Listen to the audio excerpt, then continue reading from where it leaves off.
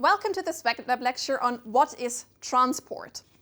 So if we want to understand what transport is about, I would say let's look into a dictionary or let's look into a textbook. So let's see what the textbook tells us what transport is. It tells us transport is the movement of goods or persons from place to place and the various means by which such a movement is accomplished. So for instance, we can talk about trains, but we can also talk about container vessels. The reason why we need transport, according to the dictionary, is because transport is central to civilization and also to technological progress. So in particular, if we're talking about technological progress, it is imminent, it is very, very important that we're able to transport large quantities of goods or large numbers of people over long distances at high speeds in comfort and in safety. So, for instance, that we're able to transport goods from China to Central Europe, but also that we actually are able to get people from their homes to their workplace. Logistics, according to the textbook, is the discipline that studies the functional activities determining the flow of materials in a company from their origin at the suppliers to the delivery of the finished goods to the customers, which means that logistics contains transport as an activity, but it's not only transport. What logistics is about, we can look at if we look at the logistics chain. So let's just look at the example of a supermarket. A supermarket has a few stores, but then a supermarket, of course, also has different farms, factories, etc. that deliver to this supermarket. So here in this case, for instance, we have 2 farms, we have 1 factory, and we have 3 stores.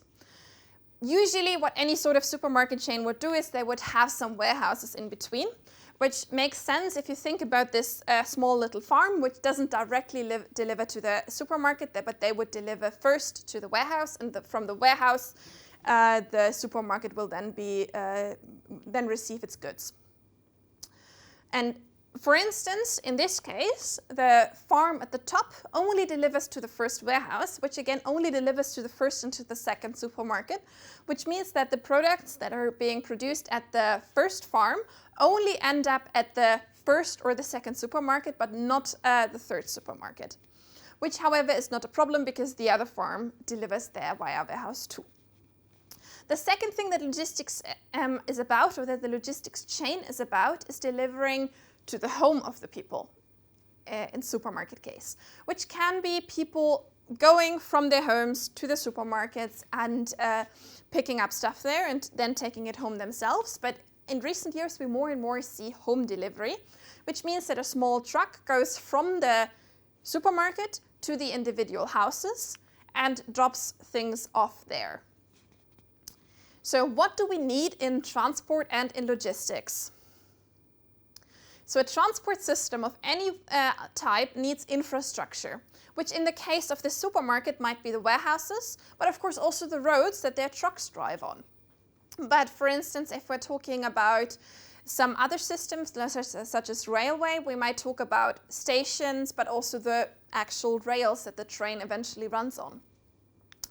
The second thing that we need is vehicles, which in the case of a supermarket is the trucks, maybe also cargo bikes for the home delivery case.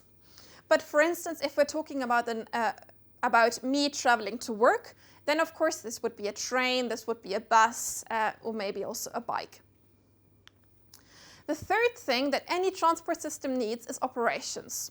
Operations can be, for instance, which farm delivers to which warehouse, which then again delivers to which supermarket.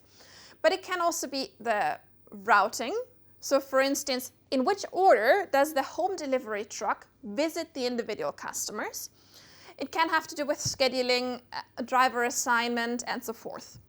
One thing that is also very important is being able to handle disruptions. So let's just say we have this truck which was supposed to go from the farm to the warehouse and it breaks down halfway through. We need to have a process in place. And we have to have operations that help us to recover as quickly as possible.